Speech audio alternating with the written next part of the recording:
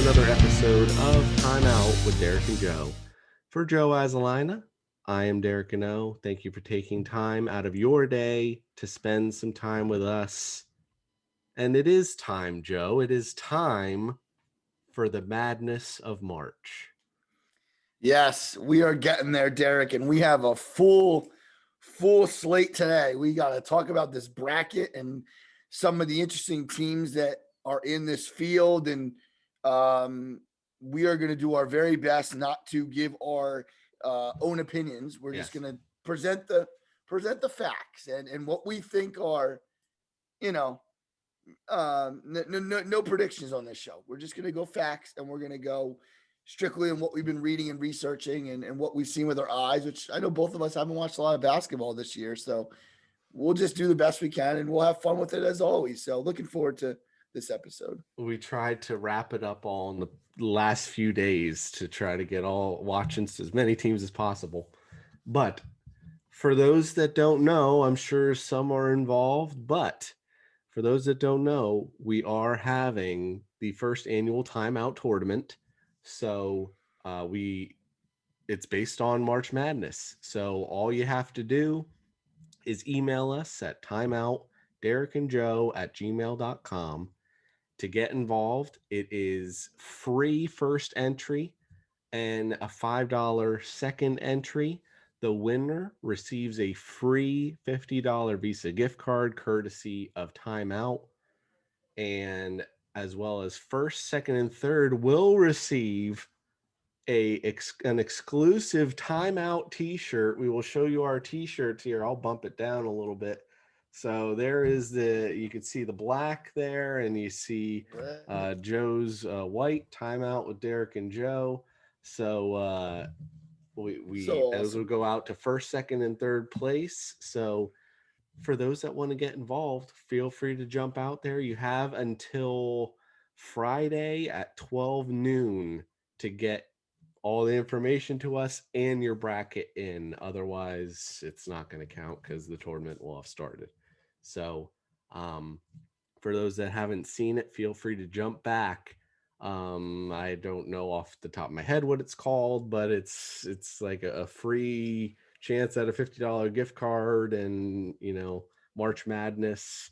So there's that video. I might actually somehow attach it to this as well. But we hope everyone can get involved. We look forward to having you jump in. But for now, as Joe mentioned, today is to go over the brackets and the first round and our very unbiased opinions of said brackets. So here we go, jumping right into it. Let's bring us down here. Joe, let's start off in the West, where we have the number one seed Gonzaga Bulldogs. I'm not going to say the full names of all of them because I don't know all of them off the top of my head. But Gonzaga will either play the winner of the play-in game between Norfolk State and Appalachian State. Both are the 16 seeds, and then Gonzaga is the number one overall seed, Joe, at 26-0, the only undefeated team in the tournament. Yeah, and I questioned early when we did our first show about basketball was does Gonzaga play in tough enough schedule? Well, I was told the other night by one of the college insiders that three different teams that they played in their bracket, they beat them all. So that is interesting. One of them being Iowa. We knew that game was early on, but Gonzaga is powered by first, their head coach is Mark Few. He's had a great career there. Jalen Suggs is averaging 14-3 a game, and Corey Kispert, who's going to be a lottery pick, big time talent. So those guys are what powers the Zags and or the Bulldogs, I should say.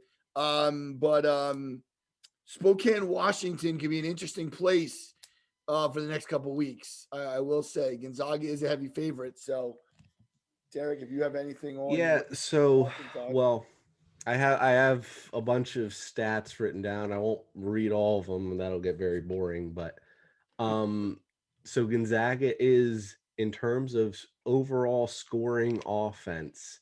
There are 340 Division One teams that are eligible. They're number one. They score the most points on average of any team. 7.3 3-pointers a game. They 3-point percentage is 36.5. Rebounding is all right. They're number 60 in the country. Big Steelers, 8.3 a game. You mentioned Corey Kispert. He is 6'7" forward, averaging 19.2 a game. And Timmy is the other guy to look out for. He is 6'7", 6'10" forward, averaging 18.7 a game, as well as 7.1 rebounds. I mentioned at Gonzaga, lots of steals, great offense. Now a 7-man rotation they run, and they're not very deep. So Foul if you're trouble. thinking towards the end of the tournament, maybe they get a little tired because they only run the same 7 guys as opposed to the other teams. Elite But they Eight play too could be fast. problem. So they're a very strong team, one of the strongest in the tournament. We'll talk real quick because for those that don't know, the number 16 seeds have only ever beaten a 1 seed once. And that was a few years ago, I believe. Yeah. But it's happened once in 40 years or so. Norfolk State and Appalachian State. Norfolk State, what do I have here? They're good at 3-pointers, good 3-point percentage, strong guards. Carter averages 15.6 a game, as well as 5.2 rebounds. But they have barely any size, which is not good against Gonzaga. Do you have anything on Appalachian State, Joe? I actually do. The head coach is Dustin Kearns, and Michael Almani, I think his name is, 21.7 a game. So he can score. And I'll say for both these teams, they're not going to be scared of the moment on Thursday night. You know, in the playing game, they're both very used to the tournament. Appalachian State was one of the teams that knocked off Michigan in college football. They're used to games like this. You know, Appalachian State, Norfolk State, I look for it to be a close game, actually. I think it's going to be a close one to get there to play Gonzaga. What a reward, Derek, play Gonzaga. So the 8-9 matchup in the West, actually probably a good way to do this so it goes a little faster. I'll take one team, Joe, you take the next team. Got it. So the 8-seeded Oklahoma Sooners and the number 9 seed Missouri Tigers. I better stop throwing the last names because I'm not going to know all of them. So Oklahoma and Missouri. Joe, do you want to tell us a little bit about Oklahoma? Sure. Oklahoma is the 8 seed. Head coach Lon Kruger, who used to be, I think, at Illinois at one time, if I'm not mistaken. Lon Kruger used to be an Illinois coach, I want to say. I know he's been a lot of places, yeah. Yeah, he's been a bunch of places. Austin Reeves is the guy that stood out to me, 17.7 a game, and they have a 6'9" forward in Brady Manick. Oklahoma's a very tough team. They come out of the Big 12, and that's a tough conference, but they're facing a pretty good team in this SEC squad. So, Derek, what do you got about with the Tigers from Missouri? So Missouri, they've lost 6 of their last 9 games. However, they do have 2 strong guards, but they don't shoot threes. No threes from Missouri. Tough team, solid starting 4. When I look at their stats, they're kind of middle of the road in terms of offense. Number 114. Now, again, this is out of 340. Number 220 in terms of defense, so not very good there. Turnover margin, for those that don't know what turnover margin is, that's you're pretty much your team against the other team. If you have less turnovers than the other team, you're going to be in the positive of these numbers. If you have more turnovers, you're going to be in the negative. So they're negative 0.4. So they have that many more per game turnovers than the other team. I have Smith is a 6'3" guard, averaging 14.1, as well as Pinson, a 6'2" guard, who averages 14.1 a game. And then Tillman is a 6'10" forward, averaging 7 a game, 4-2 against the top 25. So Big 12, SEC. I know the Big 12 is known to be a little better this year. It was probably Big 10, and then the Big 12, but 8-9 matchups are always close ones. When we're looking at the 5-12 matchup, the Creighton Blue Jays are the number 5 seed and the number 12 seed UC Santa Barbara. Joe, do you want to tell us a bit about the number 12 seed UC Santa Barbara? Derek, unfortunately, I only have one thing about them, and Do you that want to is tell us about the Creighton Blue Jays, Joe? yes, I do want to tell you about the Creighton Blue Jays. I have a little more about them. Creighton is one of those teams, though, that right off the bat, they scream to you tournament. They always are in it. They have a really good head coach in Greg McDermott, who a lot of people know that last name because his son, Connor McDermott, I think it was Doug. Connor, or Doug McDermott. He actually was a very good player, Creighton, and he actually is in the NBA right now. So they actually are powered by Marcus Segorowski, 15.5 points per game. We will be tested today as we try to get these names right, and hopefully my background of announcing will help me with that. But Derek, he's a really good player.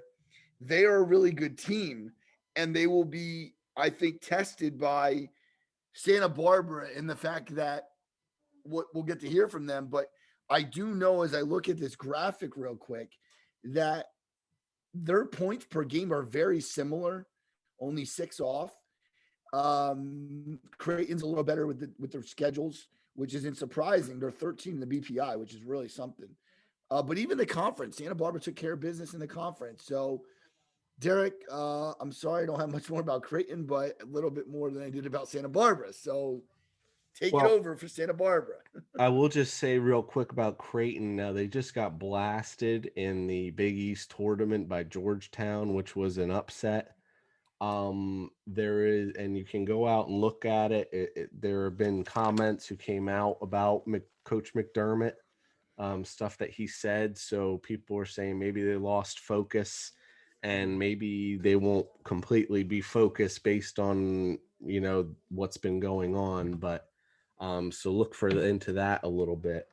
Now, when you look at UC Santa Barbara, they're a classic 12-5 upset that people are jumping at. UC Santa Barbara is run by their defense. They are number 19 in the country in terms of scoring defense. Not too bad offensively, though. Number 59 in terms of scoring offense. 7.6 steals a game. They are led by a guard, I apologize. I didn't have time to get all the first names of all these people, but I have the last names at least. McLaughlin is a 6'4" guard. He is 16.2 a game. And Sal is a 6'9" forward who averages 13.7 a game as well as 7.6 rebounds. They hustle. They're on fire. They force turnovers, and they have a very strong lead guard. All the potential for an upset for UC Santa Barbara. Derek, I have his name. It's Jaquan. Just so you know, Jaquan McLaughlin. Jaquan McLaughlin. There you go. 6'4" point guard. Yep, got it. Moving to number 4 versus 13 here is going to be Virginia versus Ohio. Please be aware, I think it was Virginia. Well, Duke was the other one, but they are not in the tournament. Virginia and Kansas both had to bow out of their tournaments due to COVID issues.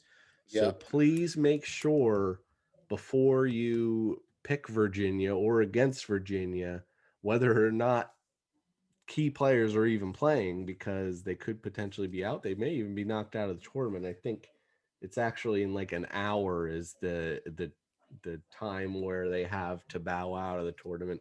I haven't heard anything as of now. Joe, which one do you want to grab? And it's Virginia, and who was the other? Ohio. Let me take Virginia, actually. So the Virginia Cavaliers is always really great defensively. That's the one thing that they always pride themselves on. Head coach Tony Bennett knows how to win those games. He can up and down the floor, but he can still hold you to 50 points, 60 points at the most. They don't give a lot of points up. Sam Hauser, 15.8 points per game. And it looks like my writing is deceiving me, but I think it's Jay Huff, who's 13 points per game. Virginia goes with those guys. They have some other key contributors, but it looks like they're averaging right around 60 points, opposing points per game. The top 25 is a little alarming for Virginia, 1-3 though. That's a little eye opening to me. 13-4 in their conference is huge. I like Virginia a lot actually, and they could be a sneaky good pick at 4. But like you said, COVID could be. So Virginia lost by 23 to Gonzaga, 21 to Florida State. What was probably maybe North Carolina was the one win at the time, but it's a new season, right? We got to remember, absolutely. I mean, they're 2 tough losses, but I still think Virginia can do some damage. It will also be on their defense, Derek. If somebody's outscoring them, then that's going to be trouble. So let's hear about those Bobcats, though. So Ohio is led by their offense. Ohio is number 17. Now, these are some high numbers for these lower teams. 17 in the country in terms of scoring offense, but 253 in terms of defense. So it's your classic offense versus defense matchup. Which one's going to win? 8.5 3-pointers a game, 36.1 3-point percentage, which is well above average, which is around 33. Not a good rebounding team. Preston is their leading scorer at 6'4" guard, 16.6 a game. Wilson the third is their second leading scorer, 6'8" forward at 14.9 a game and 6.9 rebounds. Now, for those that really like Illinois, as we'll talk about later in the bracket, they played with Illinois. They only lost by a couple points.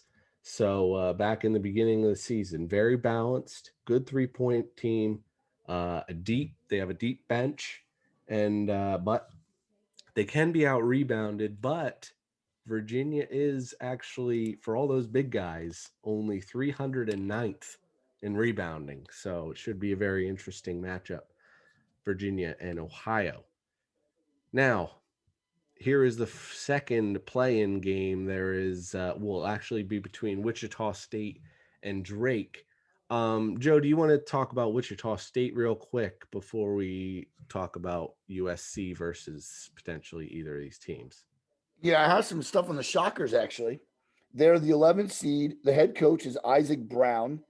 They depend on Tyson Etienne, 17.1 points per game. I wonder if he's any relation to running back Travis Etienne. Probably not. And then also Amadou Sow, who actually averaged 13.7 during the season. They're going to score. They always score, Derek. So I think Wichita State has a good chance in this one. I don't know much about Drake, though. I know you're going to tell us a little bit about it, but that's the 4:30 game on Thursday. So for Drake, they were one of the last teams in, obviously. Pretty solid numbers overall. 45 offensive scoring offense, 43 in terms of scoring defense, 37 3-point percentage. Yusufu is a 6-foot guard, averages 12.1 a game, and then Penn is another 6-foot guard, averaging 11.2, and then I have Brody is their 6'10" forward, averaging 7.2 a game. Let me try to think. They lost twice to whoever is the leader of that conference. Do you happen to know off the top of your head who that is, Joe? In Drake's conference, I can't quite remember. Loyola Chicago, I think it is. Oh, yeah. And they are an 8 seed in this tournament, and they lost to them twice. That's 2 of their very few losses. Now, the winner of that game gets to play USC, and I'll just talk real quick about USC. led by, and what's his first name, Joe? Mobley. Oh, USC, and they're a 6, right? Are they a Yes. 6? I got to go back. Sorry. That's all right. Mobley. I better have him down here. I should have him down. Anyway, he's a Yeah, we 7 foot forward. Mobley averages 16.8 a game. Yeti is a 6'2" guard, averaging 13.7 a game, and Mobley also has 8.6 as far as rebounding. Very athletic team is USC. Also, in terms of length, they're very long. They're very tall. They're the tallest team supposedly in the NCAA. Doesn't shoot threes. Rebounding is good. Guard play is going to be key. Their guards are a little iffy, so if teams can put pressure on USC, they may be a little bit in trouble. Also, a very bad free throw team. So in case games get close at the end, not very good in terms of free throws. To the 3 versus 14 matchup, we have Kansas versus Eastern Washington. So Joe, tell us a little bit about Kansas. Well, the Jayhawks are always tough. They're just one of those teams that you know is going to be there out of the Big 12, which I'm pretty sure they didn't win the Big 12 this year. No, they were knocked out of the tournament. They didn't. That's right. Oh, because of COVID. That's right. So Kansas is head coach is Bill Self. He's been there forever. The one guy to look out for is David McCormack. Now, I did see that he could be hurt. So he'll be interesting to see, if I did catch that. He's averaging 16.7 points per game. Be really interesting to see what the number 3 Jayhawks can do with or without him. With him, they're better. They are 65.8 points they allow. Really close to what Eastern Washington allows. Could this be a Kansas Holy Cross nightmare? Would that be something if Eastern Washington can stay with them? Top 25, they're 8-6. That's pretty good. BPI, they're ranked in 20. Listen, Kansas can make a run. We're not making predictions today, but they can make a run. We'll see what Bill Self and the Jayhawks can do, Derek. I have no idea what the nickname for Eastern Washington University is, but please tell me about them. So Eastern Washington, very good offensively. They are number 40 in terms of scoring offense in the country, 150 in terms of scoring defense, so pretty average there. Groves is a 6'9" forward who averages 16.9 a game, and Aiken Jr. is a 6'7" guard, huge for a guard, averages 11.7 a game and 8.5 rebounds. As I said, good offensively is Eastern Washington, a lot of depth. They can use their bench. 5 players actually average double digits for Eastern Washington. They hit their free throws and they can shoot the 3. So if you believe Eastern Washington can beat the Jayhawks, again, look out for if Kansas is even able to play, but they may have some guys missing. Moving to the 7-10 matchup here, we have Oregon and VCU. Joe, do you want to take VCU here, the number 10 seed, 7 versus 10? Sure. Virginia Commonwealth was known with Shaka Smart as being an up and down team. It'll be interesting to see what they can do in the tournament as a 10 seed. Sean Highland is averaging 19.4 points per game, 37% from the 3-point line.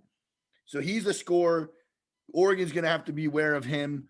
Right off the bat, I look at their points per game. It's 65-2. They're allowing top 25. Both teams aren't impressive. BPI rank, it's okay at 55. Conference wins are good at 10-4. I like Virginia Commonwealth, but it could be a track meet because Oregon's always fast. So that game is at 10 o'clock on Friday night. And Derek, what about those Ducks? And what uniforms are they coming out in? Well, Oregon is a very bad, I will say, a very bad rebounding team. They're 276th in the country. But they are very balanced in terms of scoring. They have a lot of veteran leadership. They can shoot the three, great guard play. However, they can be sloppy. They can turn the ball over sometimes. Um, and they've won 11 out of their last 13, so they're playing pretty well. A couple guys to look out for. The o, Omori Omori is 6'6" forward, averaging 16.7 a game. Also a guard, 6'6" guard. Duarte is 16.7 a game.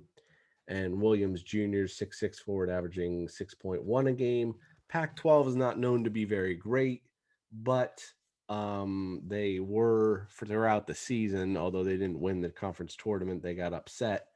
But they were known to be the best Pac-12 team throughout the season. So take that what you will. They may surprise some people in this upcoming tournament. The number 2 versus 15 matchup is Iowa and Grand Canyon University. I remember seeing commercials for that on TV sometimes as an online college. So Grand Canyon University, number 15, Iowa, number 2, Joe. What do we have from Iowa? So the Hawkeyes are definitely deserving of this seed. We said it on our earlier shows that the Big Ten was going to get pretty good amount of teams in. Iowa is a beneficiary of that. They're led by Coach Fran McCaffrey, who's been there for a while. You pointed out in an earlier show, Luka Garza, who's an absolute beast, 23.8 points down low as a center, and Joe Weiskamp, who's about 15 points per game for the Hawkeyes. This is a really dangerous team. I'll say that right now. They are 8-5 versus the top 25. They have a number 5 BPI rank, which is out of this world. They're 14-6 in the Big Ten. Iowa's in my top 10 to go pretty far. I will say that. But Grand Canyon, do they have a chance? Well, in terms of Grand Canyon, is if Iowa is one of the best, again, offensive teams in the country, Grand Canyon University is one of the best defensive teams in the country. They are 9th in terms of scoring defense, Wow. as well as 16th in terms of rebounds, because of their top scorer, Midtgaard, is a 7-foot center averaging 14 a game, as well as 9.9 rebounds. And then, oh, by the way, center number 2, Lever, is a 6'10" center averaging 13.3 a game. I'll be very interested to see how Luka, because I mean, okay, they're tall, but are they remotely as talented as Luka Garza is? That'll be a very interesting matchup. Those two huge guys against Luka Garza. But that's why they're 15 seed, so can't quite be sure, but it should be an interesting matchup. Grand Canyon does not have very good guards. That's the thing. They kind of play inside out through those big men. Moving on here to the East, where we have Michigan and either Texas Southern or Mount St. Mary's. Joe, tell us a little bit about Michigan, and I'll run through the 2 16 seeds. Okay, sounds like a plan. So the Michigan Wolverines are one of those Big Ten teams, and like Illinois, they both got 1 seeds. No spoiler there. Michigan is led by head coach and former Fab Five member Juwan Howard, and he's done a heck of a job with this team, Derek. Overall this year they were 20 and was it 4? Yep, 20 and 4. Hunter Dickinson, he's a freshman, 54% scoring inside the paint. He's a beast. The brother of the name escaping me. Wagner, he played for Michigan a few years back. Mm-hmm. Right? Oh, Wagner, he's got a brother there now. He's playing real well. But Derek, how about we talk about the key injury they have in Levers? If Livers doesn't play, they're going to be in trouble. Yeah, he's one of their better players. So I don't really have that much more in Michigan. I just tell you right now that they will be one of those Big Ten teams that you can't fault anybody for them picking them to go pretty far. The Wolverines are for real, and they're gonna probably get out of the first round. We'll say. Just beware, everyone who picks Michigan. You're really betting on it because Livers is their number 2 scorer. If he doesn't play, he does have a fracture in his hand, I believe. So if he doesn't play, it's going to be tough for them. But if he does play, they're as good as any team in the country. So it's kind of feast or famine. You're taking a chance when you try to pick Michigan. But the 16 seeds, neither one is really, outstanding. Mount St. Mary's is number 319 in terms of scoring offense, but very good defensively. 17th in the country. Chong Kui is their 5'8" guard, averaging 15.1 a game. And Opaku is a 6'9" forward, averaging 10.3 a game. And then as far as Texas Southern, good at rebounding. They're actually number 5 in the country in terms of rebounds. Weathers is a 6'3" guard, averaging 16.5 a game. Walker the third is a 6'9" forward, averaging 12 a game. And Nicholas is a 6'9" forward, averaging 7 rebounds a game.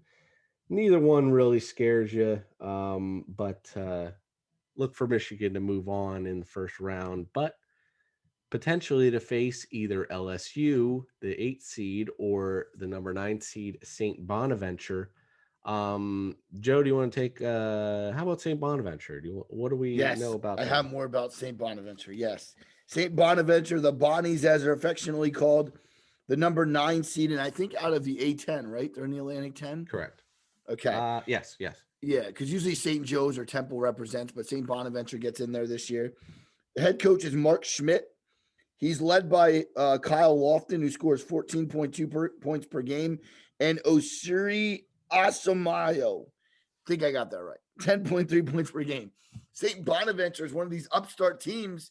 If they can get a win against LSU, they're looking at the 1 seed probably. So be interesting. They're allowing 60.4 points per game.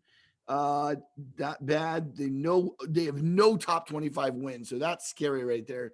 Because LSU was a pretty decent team this year at 18-9, I think they were. Yeah. BPI rank at 28, though, is definitely good. 11-4 in the conference, definitely right there.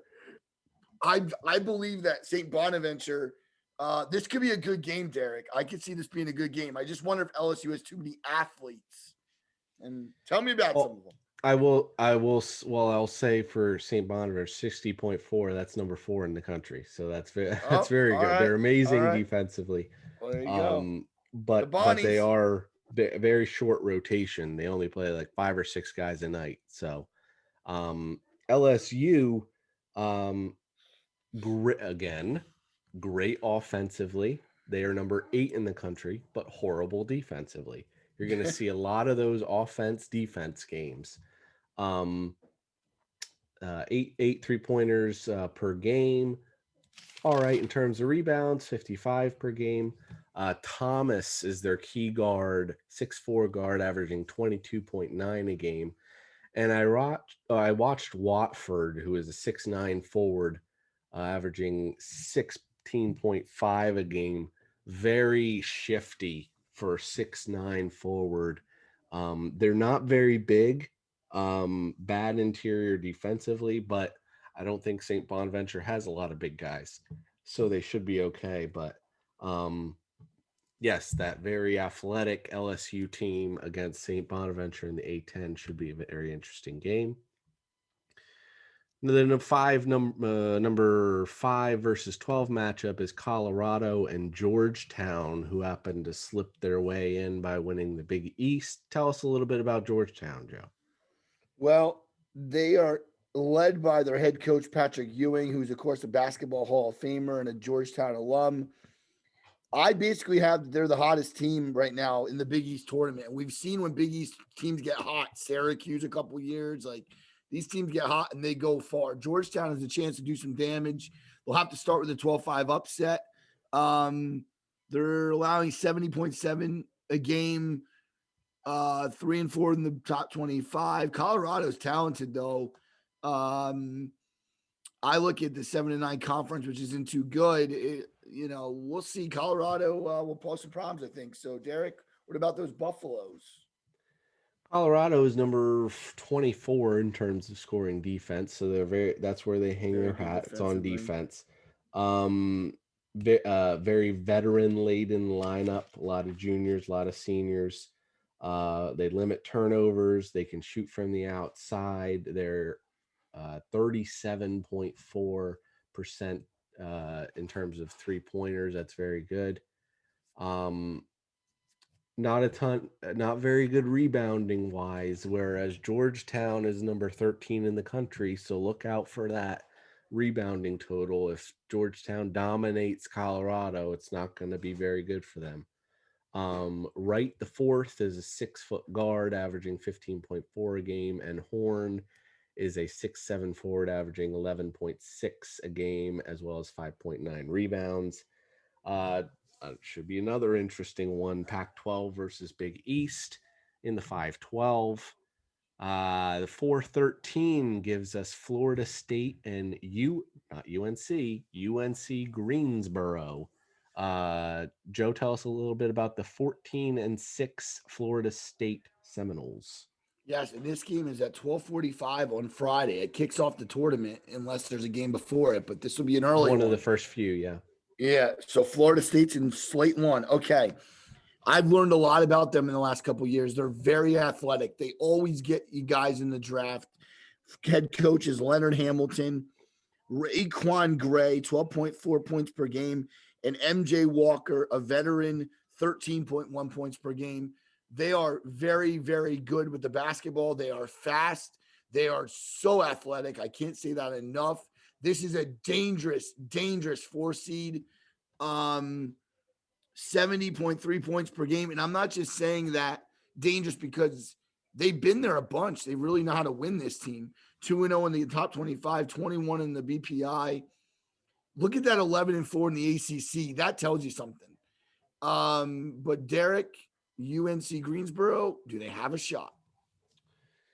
Well, they are one of the best in terms of turnover margin because they average 7.5 steals a game. They're pretty solid defensively. Um, Rebounding, they're pretty good, 27 in the country. Uh, the question is Miller is their 6-foot guard who averages 19.3 a game. If he can dominate Florida State, that's their only chance.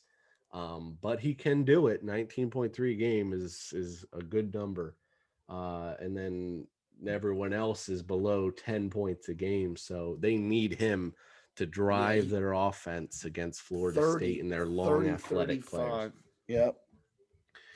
The 6-10 matchup will be BYU and either Michigan State or UCLA. Joe, do you want to tell us real quick about Michigan State? Well, right off the bat, you got to say they're coached by Tom Izzo, one of the greatest coaches in college basketball history. Yeah, Joey Hauser and Aaron Henry, I have down. They're a tough team. That they've had some tough breaks this year. Different things happen, injuries, COVID, whatever. They go up against another powerhouse team in UCLA, who's such a tradition-rich team. I think that's what's interesting about both these teams. They're very tradition-oriented, right? They're not maybe not the best teams this year, but they're very good usually. So that's really all I got. Michigan State needs a rebound. They need to play tough, and they got to play their game. UCLA, though, Derek, I'm thinking they have some athletes on the floor. They always seem to. They have great guard play, but they don't have any front court. They don't have any big guys. Not too good defensively, averaging 119 in terms of scoring defense. Good 3-point percentage, just under 37% per game. Very scrappy, but they say that they struggle against the best teams. They didn't play, and if we look at, no, it's not going to show me because they're not technically through to the next round, but I would say that they probably didn't play well against teams like Oregon or Colorado. So against the big teams, they don't seem to show up. BYU is a big team. Granted, they lost, I believe, it was 3 times to Gonzaga. That would be their 1-3 top 25. They just happened to lose 3 times to Gonzaga. BYU, they're rebounders. They are number 9. Oh, nope, number 26 in terms of rebounding.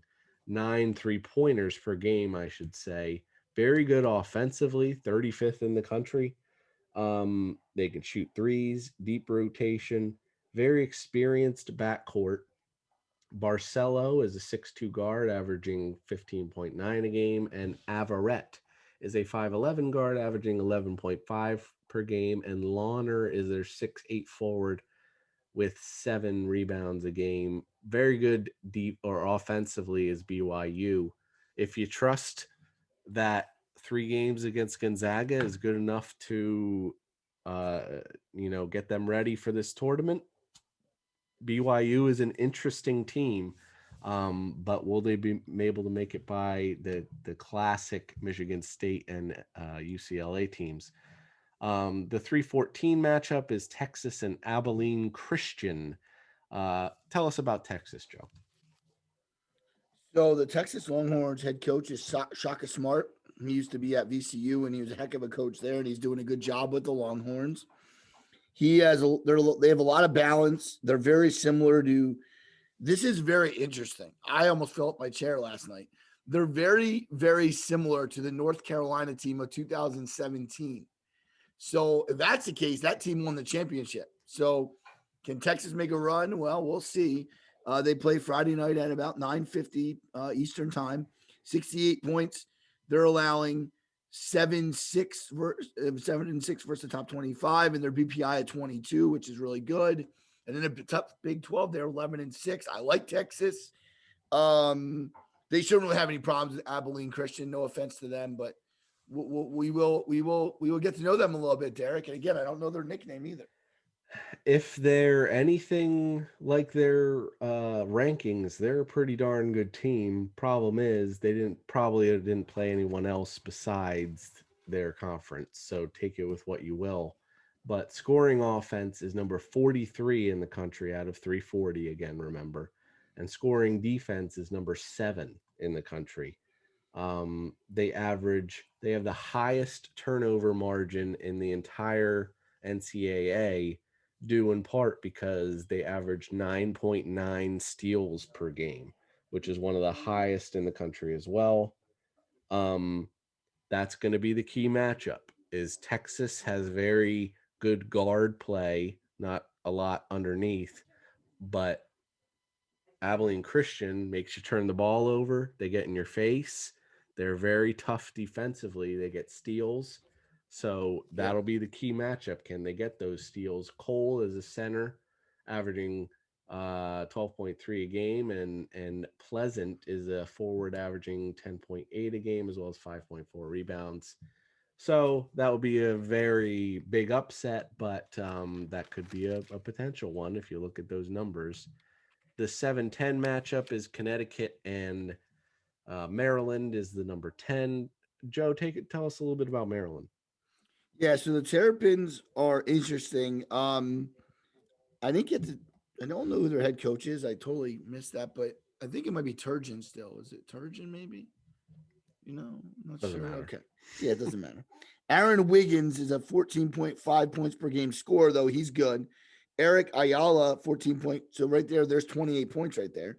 They're very good offensively. They do allow 65 points, which again isn't bad, as we've been saying. Their record isn't good though. It's 16-13. They weren't really that good. 4-2, 4-7. I'm sorry, in the top 25. DPI ranks a little higher. Maryland definitely is going to have a big test though with the Connecticut Huskies. This is a really good Connecticut team. So we'll see what you have for Connecticut, Derek. And UConn's gotten a big boost with the return of their starting guard and leading scorer. Book Knight is a 6'5 guard averaging 19 a game. So a very strong guard play. Cole is 6'1 guard, 12.3 a game. And then I noticed one Tyrese Martin is their lighting rebounder out of Allen High School. He played for Wow. Allen High Shout School a few out. years ago, Allen and Towns. he is their leading rebounder at 7.3 a game. So, um, UConn, very good defensively, number 41 in the country. Um, three great guards, as I said. I mentioned all of them. They really attack the boards in terms of rebounding. They're number 51 in the country, but they play 3-4 guards at a time. So they must be a pretty scrappy team. Look for UConn to potentially be a, a stealer of a lot of people's brackets if they have people going far. But UConn is a very interesting team. Which brings us to one number 2 seed Alabama and number 15 seed Iona.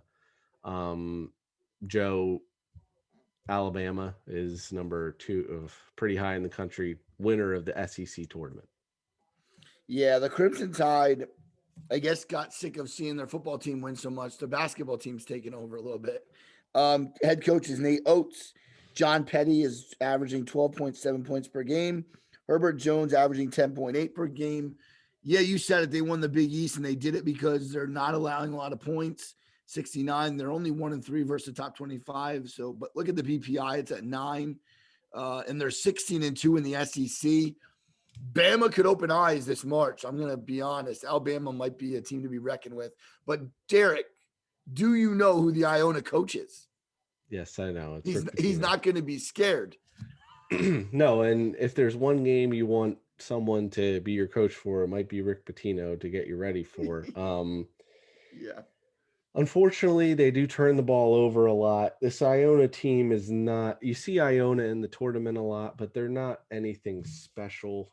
They're pretty undersized, but they're tough. They're obviously well coached. Ross is a 6'4 guard averaging 18.8 a game. Gist is a 5'11 guard averaging 12.9 a game. And Junior Joseph is a 6'9 forward averaging 7 rebounds a game. Again, nothing special, pretty decent in terms of 3 point percentage at 36, but everything else is pretty average for Iona. But maybe Patino can get them to just pull out one win, but that'll be pretty tough. Moving to the South bracket here, we have Baylor, the number 1 seed, and Hartford, the number 16 seed. Joe, take us through Baylor. Yep, the Baylor Bears has been a lot of people's darlings. They're the number 1 seed, like you said. They're the head coach is Scott Drew. He's been there for a while. Jared Butler is a name to watch out for, 17.1 points per game. Davion Mitchell, 13.8 per game. I think they're going to go as their defense goes, though. They're going to score, but if they can shut down teams, again, they're going to have a nice March. 7-2 in the top 25, 13-1 in the conference, Eric. And again, that loss has got to beat Alabama. Um, you They're in the Big know, 12. right. Oh, well, yeah, Alabama's The in the it was SEC. Sorry. Kansas. It Yeah, it was was Kansas, Kansas. right. So Baylor, really tough. And other than that, I just know they're well coached. So let's move on to Hartford if you have anything on the Yeah, Hartford team. and again, a number 16 seed, number 35 in terms of scoring defense, bad rebounding team, bad offensive team. They average, they're 286th in terms of average offense. But they, as I said, they're tough defensively. Williams is 6'4 guard averaging 13.6, and Flowers is 6'3 guard averaging 11.6. Moving on to the 8-9 matchup is a very interesting one between North Carolina and Wisconsin. I'll give you the ACC, Joe. Take us through UNC. So the North Carolina Tar Heels, the number 8 seed head coach Roy Williams, all the experience in the world. They have athletic guards. They're big guys inside to protect the rim. Garrison Brooks is a name to watch out for. Leaky Black is a name to watch out for. They're only 31% from 3 point line, probably why they have the 8 seed, and they didn't do a lot of damage this year. 18-10 in the conference, or 18-10 overall. 2-4 first the top 25, 25 BPI. a pretty good team, but I think Wisconsin will give them some trouble. So, Derek, tell us about the Badgers. UNC is huge, by the way. Huge, They're a huge. huge team. One of Yeah. the best rebounding, one of the best blockers in the league or in the country, really. Wisconsin is was a very underwhelming team this year. They were very experienced because they had a ton of seniors in the lineup, but they just unfortunately could not make it through that Big Ten. You see that 3-9 number against the top 25. A lot of them were Big Ten teams. They can shoot the three a little bit, 8.5 threes per game, number 36 in terms of scoring offense, but they struggle to score. It's basically one guy. There's Trice is the 6-foot guard averaging 13.5 a game. Potter is another interesting one, 6'10 forward, 12.6 a game and 5.8 rebounds. But how is he going to do against the huge team underneath, which is UNC? It should be an interesting one. But they've said that Wisconsin has been lacking a lot of energy. They've just been very blah. So we'll see if they can pick that up. No time to pick it up. Better than the NCAA tournament. Um, Joe, the number 5 seed Villanova and the number 12 seed Winthrop.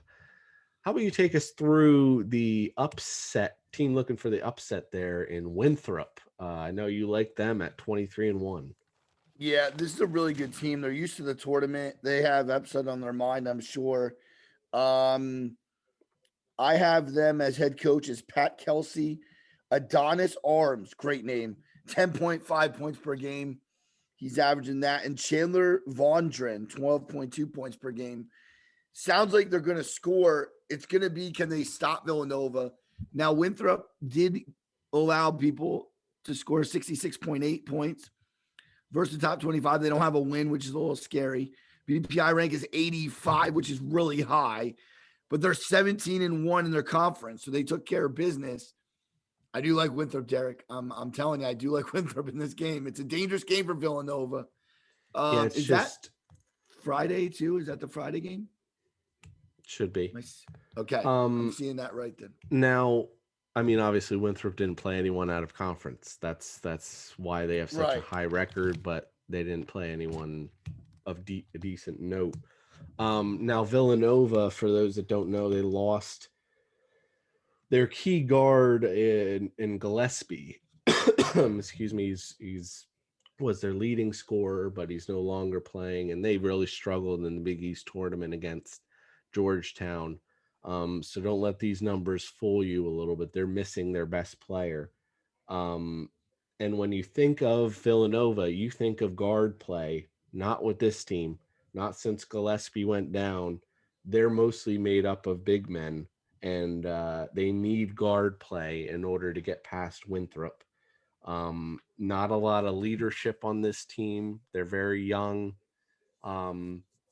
So it should be interesting to see if they can get that guard play. Robinson Earl is a 6'9" forward, averaging 15.7 a game, as well as 8 rebounds a game. And then Moore is a 6'4" guard, averaging 12.6. Again, be careful. The best player on the team for Villanova is not playing. So maybe look into that a little bit before making that pick. Purdue is the number 4 seed against North Texas, the number 13 seed. Joe, tell us about Purdue. So the Boilermakers, one of the teams are going to get to play in their home state this year. I will say this: Purdue is head coach, I think, is Matt Painter. If I'm not, Matt Painter. Travion Williams, 15.2 points per game, and Zach Edey, 8.9 points per game. They're going to need big contributions from both those guys because the team that are playing in North Texas is used to the tournament and they'll be ready to go. Purdue is only averaging, they're only letting 61.2 points score against them. That's not bad. I don't like their BPI rank at 68, and their conference rank is just That's North okay. Texas. Oh, it is North Other Texas. side. Sorry. 26 on the BPI rank, and still the top 25 is at 500. It'll be interesting. There could be one of the Big Ten teams, though, that let people down, I think. we'll see what you think about the North Texas team here. They also have someone who's 7'4", probably the tallest guy in the Is that NCAA. Harms? Is that I Harms? no Oh, that's on he Winthrop, graduated. so I don't know. I Oh, don't know what gotcha. his name is, but um 13 seed North Texas, great defensively, number 10 in the country. As well as they can shoot the three-pointer. They have 37.6% in terms of three-pointers that go in. Not a very good rebounding team, so that could hurt them. 268 in terms of rebounding, especially since Purdue is a stronger rebounding team and a very tall team. But they shoot effective field goal percentage, very well coached.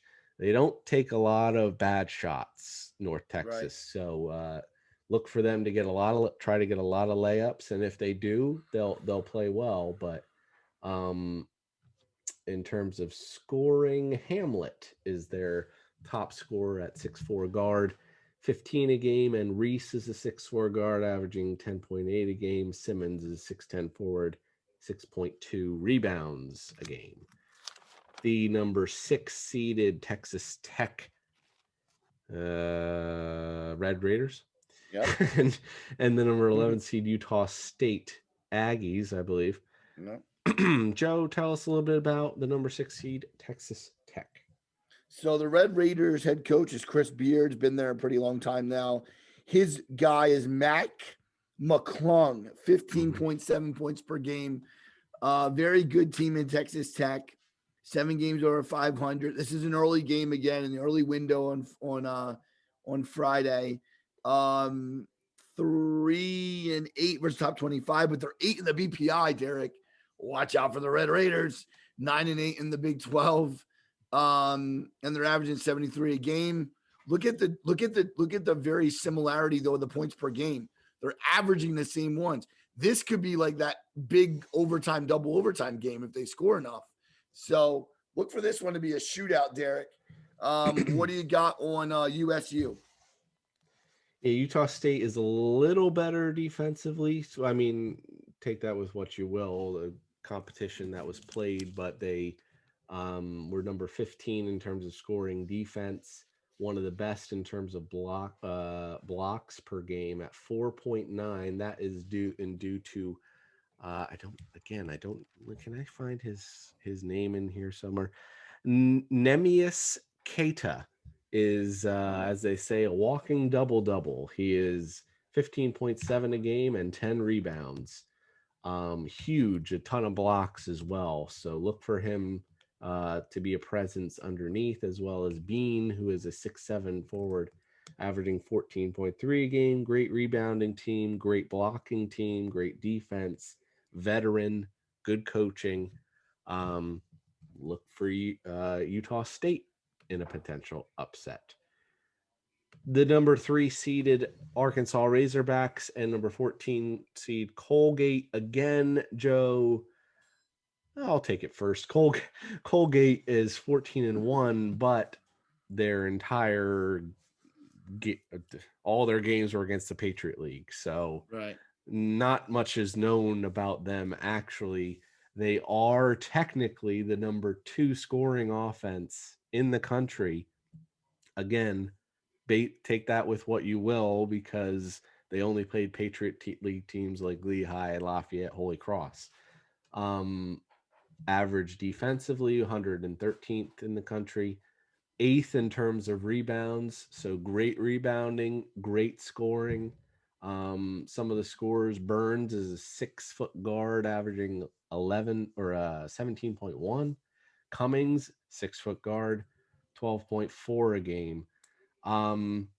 Yeah, Colgate is it's going to be tough. They're fast paced, but as is Arkansas, people are saying this could be upwards of in the 90s if they hit their shots, of course. But both very fast paced teams, Joe. Yeah, the Razorbacks come in as the 3 seed, like you said. Moses Moody, 17 points per game. That's all I have on Arkansas, but I will say this. They're allowing 70.7. If Colgate scores even 80, I'd say that's going to be interesting because then Arkansas is going to have to score, and you know they will. They're 14 in the BPI. That's it. That's very good. 13-4 conference wise, pretty good in the SEC. I agree with you though. If you look at their points per game, they score in the 80s. This could be a 90s game if they all both score. So Colgate, the Patriot League always throws a wrench into things. And that'll bring us to the 7-10 matchup is Florida and Virginia Tech. Joe, tell us about Florida. So the Florida Gators come in at 7, and they are really interesting because this reminds me of a college football matchup. The high-powered Gators versus the Virginia Tech Hokies. Florida is led by Trey Mann, who averages 16 points per game. If I look at Florida, this game's at 12:15. This could be the first game in that window on Friday. 69-8. They're allowing on the season, and Virginia Tech looks like they're scoring 65. 2-2 versus top 25. 32 is the BPI, and 9-7 in the conference. Listen, Florida's good, but I don't know how good they are. We're going to find out because Virginia Tech is really good. And Derek, I throw it to you to talk about the Virginia Tech Hokies out of the ACC. Well, supposedly Virginia Tech is pretty boring to watch. Actually, they're pretty middling in everything. In terms scoring offense is 150, 180 in terms of rebounds. Not a ton of steals, not a ton of blocks. Veteran guards, but they play very slow paced. Aluma is a 6'9" forward, averaging 15.6 a game and 8 rebounds, and Radford is a 6'2" guard, 11.9 a game. That one's kind of a flip of the coin because both have kind of underperformed this year. So both were going for a shot to play either number 2 seed Ohio State or number 15 seed Oral Roberts. Joe, Ohio State 12-8, one of the best teams out of the Big Ten. Yeah, the Buckeyes with an overall record of 21-8. They look good in the Big Ten tournament. I'm pretty sure they ended up taking it. Did they win that tournament? Ohio State? No. Illinois did. Illinois won it. Sorry. Yeah, I have Ohio State as their head coach is Chris Holtmann. Dwayne Washington's a guy to watch for 15.3 points per game. EJ Liddell, 16 points per game. Ohio State with 7-4 top 25. 10 BPI rank, and they did a good job in the Big Ten, 4 over 500. I think Oral Roberts is going to have to score a lot of points, but we'll see. What do you have on Oral Roberts, Derek? Luckily, Oral Roberts can score a lot of points. They're number 13 in terms of points per game at 81.8. They are number 1 in terms of threes per game at 11.3 and 39% shooting. They have the number 1 scorer in the country in Abmas, who is a 6'1" guard, averaging 24.2 a game. Obanor is a 6'8" forward, averaging 18.2 a game and 9.5 rebounding. They're not as talented as Ohio State, but they can push the pace. They actually did play a tough schedule. If you look at some of the teams they played Arkansas, lost by 11. Okay. They played at Oklahoma State, lost by 5. Played Oklahoma and lost by 14. Missouri, they got killed. Wichita State, they lost by 5. But all teams in the tournament, all teams that are seated pretty high. So if Oral Roberts can get hot, you never know against Ohio State. I apologize. You probably noticed that we're really trying to bust through this because I noticed what our time is, but we still have one to go through. So we're going to bust right through it. And that is the Midwest region where the number 1 seed and Big Ten tournament champ, Illinois, fighting Illini 22-6, Joe, against the Drexel Dragons out of Philadelphia. Tell us about Illinois. A lot of people might be overlooking Illinois because Michigan, Ohio State, Gonzaga, all those teams, those teams are so good, but Illinois is really good themselves. Illinois is led by Io Disana, 20.9 points per game. Is that right? Desunu. Dusamu, sorry. NBA prospect Kofi Cockburn, 66.4% shots are inside the arc. They love to go inside. Illinois is just going to be one of those teams that if they can do what they do, and they're 4 in the BPI, they're 7-3 versus the top 25, 16-4 in the conference. The Illinois Fighting Illini are usually one of the teams I say to watch out in a negative way. I think this year I might get on their train and say, you know what, Michigan and Ohio State, you might be falling backwards. So Drexel, Derek, we got to love the sentimental value here. It could set up the Illinois versus Chicago game too. So, and by the way, Kofi Coburn, it's Coburn. He's a beast, mammoth underneath. For those that don't know, okay, humongous. Now Drexel, are they going to be able to guard him? Probably not. 242 in terms of rebounds, pretty average in terms of defense. They turn the ball over. 6'2" guard, Whitner is 16.8 a game. Butler forward, 12.9 a game, 9.2 rebounds. Efficient offensively, but nothing that's going to give Illinois trouble. We'll give you this freebie. Put Illinois through to the next round. If they win, I'm turning off the tournament. Interesting one here, Joe, between Loyola of Chicago, the number 8 seed, and Georgia Tech, the number 9 team. I was going to give you Georgia Tech because they're ACC. Would you rather Chicago? I have things on both teams. So whatever. Give me Georgia Tech then. Okay. The Georgia Tech Yellow Jackets are led by Jose Alvarado, 15.3 points per game, and Moses Wright, ACC Player of the Year, 18 points per game. And Georgia Tech is definitely shown that they can play basketball with the big boys. They did it with the ACC this year. They're 5-3 against the top 25. They 35 in the BPI and 11-6 in the ACC. This is going to be one of my favorite games. 4:00 on Friday on TBS. Derek, Georgia Tech, Loyola Chicago. It's a big one. 8-9. What do you got from the People none? Might be saying Loyola Chicago, what? 8 seed, but they're very good defensively. Number 1 in the country in terms of scoring defense. Again, take that with a grain of salt. Their conference is probably not very good. So are they actually number 1? We'll find out. Led by Sister Jean, of course. She became very popular. What was that? 2 years ago, maybe. Yeah. When they were last in the tournament. She's vaccinated, Derek. All right, defensively, not very good rebounding wise, number 294 in the country, but Georgia Tech is number 326 out of 340. Wow. So, scoring. Krutwig is their big name guy. I think he was there as well 2 years ago. 6'9" center, 15 a game, 16.7 rebounds. Williamson is a 6'4" guard, averaging 8.2 a game. Great field goal percentage, one of the highest in the country. Don't turn the ball over. Should be a very interesting game with Georgia Tech, I believe. Number 5 seed Tennessee and number 12 seed Oregon State. Joe, 18-8 Tennessee Volunteers. Yep, the Tennessee Volunteers are led by head coach Rick Barnes. He is a very good veteran coach. John Fulkerson is one of their lead guys, 9.5 points per game. Keon Johnson, 58% shots in the paint. And these guys are just a real good bunch. They're just a tough bunch of players.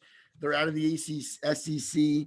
They have a 12 BPI, 10-7. Not a lot of people are talking about the Vols, but they can rip off a couple wins, Derek, and it might start with the Beavers. Well, if you're talking about one of the highest teams in the country right now, it's Oregon State. They ran through the Pac-12. They were actually picked last in the beginning of the season in the conference, and they won the Big 12 or the Pac-12 tournament. Oregon State, now they struggle to be consistent on offense is the problem, but they got that consistency in the tournament. They need their backcourt to score. They're playing very well right now, though. Thompson, 6'5 guard, 15.3 a game. And Lucas is a 6'3 guard, 12.9 a game. And Alatashi is a 6'7 forward, 8.5 points per or rebounds per game. They are 2-1 against the top 25. That's the win against USC, a win against Colorado. So again, 12-5 upset. That's up for you to decide. Number 4 seed Oklahoma State and number 13 seed Liberty. Joe, tell us about Oklahoma State. Yeah, the Cowboys. This is the only name you need to know. Cade Cunningham. He is one of the best players in the country. He's up for the Wooden Award. He's averaging 19.6 points per game. There's 72.9. Their opponents are scoring against them. 9-5 versus top 25. 36 BPI ranking is pretty decent. And 11-7 in a really tough Big 12. I like this team. I just think it's interesting. Again, the scoring. If you look at Liberty, they score just as much. So this could be a really good game and a really tough 13-4. This might be my 13-4 upset if I'm looking at it. I could see Liberty pulling the upset here. Liberty is one of the best in terms of defense in the country. Number 3 in terms of scoring defense. 10.3 threes per game, which is one of the highest as well. Great free throw percentage, but they're going to want to slow the pace. So who's going to take advantage of the pace? Oklahoma State's going to be want to be run and gun. Liberty was going to want to slow it down. They don't turn it over. They have some skilled big men and but very small guards, which could be key in containing Cunningham, who is a 6'8 guard. McGee is a 5'9 guard, averaging 15.6 a game, and Parker a 6'1 guard, 10.3. And then Preston is a 6'9 forward, averaging 6.4 a game. We're going to the 6-11 matchup, San Diego State and Syracuse. Joe, how will you take Syracuse out of the ACC? They are the 11th seed, and they are out of the ACC, led by head coach Jim Boeheim.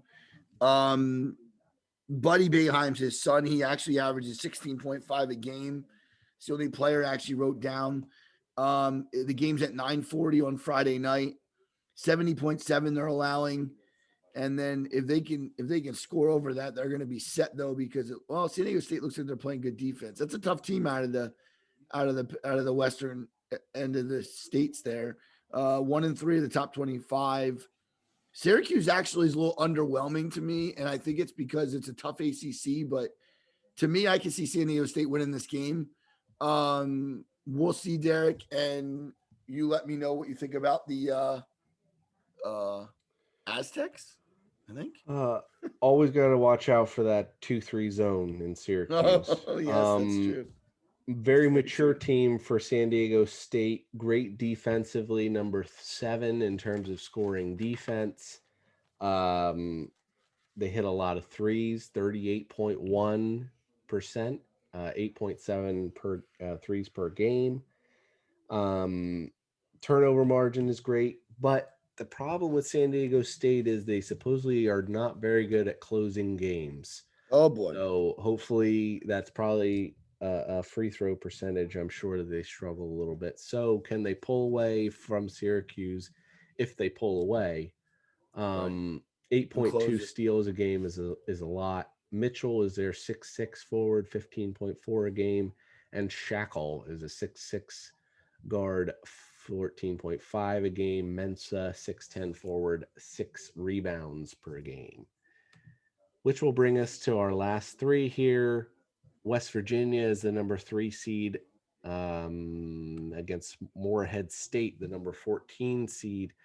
Joe, what do you have on West Virginia? So West Virginia, another team not being talked about a lot, but a pretty interesting team. Bob Huggins is the head coach. Derek Culver, 14.6 points per game. Miles McBride, 15.4 points per game. They're athletic. They're going to score. They had a good record at 18-9 overall. Their BPI is awesome at 27. I think they have no problem Morehead State, but then maybe it gets a little tougher, of course, in the second round. Morehead State, again, is a good defensive team, opposite of West Virginia, who's a good offensive team. Number 28 in the country in terms of scoring defense. They will turn the ball over. They're one of the worst in the country in terms of turning the ball over at -3 turnover margin. A lot of blocks for Morehead State. Experienced. They have Broom is a 6'10 forward, 13.9 a game. Cooper, 6'4 guard, 12.2 a game. Broom also averages 9 rebounds. Not very good offensively, so they're going to have to keep up with West Virginia in order to stay in this game. 7-10 matchup is an interesting one between Clemson and Rutgers, the 7 and 10. Joe, how about Clemson? Clemson is led by Amir Sims, 13.3 points per game. They're also athletic. They play in the ACC. Their record was 16-7. They are 2-1 in the top 25, 38 BPI, and 10-6 in the conference of the ACC. Very interesting Big Ten / ACC matchup here, 9:20 on Friday night on CBS. Derek, what do you got with the Scarlet Knights? Rutgers started off very hot, if we recall, but then they kind of fizzled towards the end. They're very good in terms of blocks. They have 7.8, 5.2 per game, 7.8 steals per game. So their turnover margin is pretty high. Okay in terms of rebounds. Okay in terms of offense. Tough defense. They have a good paint protector in the middle. But again, they don't close games out, so that'll be the key. They are 1-7 against the top 25, which mostly comes from the strong Big Ten again. Harper Jr. is a 6'6 guard, 15.2 a game, and Young is a 6'2 guard, 14.4 a game. And Johnson is that big man in the middle I was talking about, 6'10 center, averaging 8.8 a game. The last game in the Midwest and in the tournament in the first round is Houston and Cleveland State. I'll finish it off with Houston. Houston is the number 2 seed, 24-3, number 2 in the country in terms of scoring defense. Very strong. Number 6 in terms of rebounds. Very strong in that regard as well. 8.3 steals a game. 9.4 threes a game, steals, rebounding, defense. They could shoot threes. Turnover margin is strong. Second chance points, but very lanky and not very strong. So physical teams can play well against Houston is what they've found. Do we have anything on our last team, Cleveland State, Joe? I do. I have that the head coach is Dennis Gates. The player of the year in our conference was a defensive player of the year, and that's Trey Gomillion. So he will be interesting to see what he can do with the Houston offense. And Cleveland State has an upward battle, but we have seen 2s go down to 15. So let's not count out this Cleveland State team. Houston will be interesting though going forward. They're a really good team, and they're well coached by Kelvin Sampson, former Kentucky guy. So that'll do it. Might have been a little long, but we ran through every team in the tournament. We hope that helped you out a little bit when it came to making a tough decision about a one team or the other. But once again, don't forget to get involved in the tournament for your chance at a $50 Visa gift card and a timeout t-shirt. We'll show it to you again real quick. Timeout t-shirt. Timeout with Derek and Joe. Joe, last thoughts. No, it's tough to do when you're looking at all these games, and we're going to continue to go over them as the weeks go on. But let me tell you right now, It's fun. It's going to be a good couple weeks. And March Madness, I always say it, there's nothing really like it out there. So good show today. We can look back at our first episode and talk about some of these teams. You know, it's that time of year. That's, you know, so I hope the viewers and listeners really enjoyed it. And as always, it was a great time here. The timeout with Derek and Joe. So we hope that everyone can get involved in the timeout tournament. Feel free to jump back in our videos to watch it and see how you can get involved. Deadline to get in your brackets and money and whatever is Friday at noon is when the first game starts. So try to do it as quickly as possible.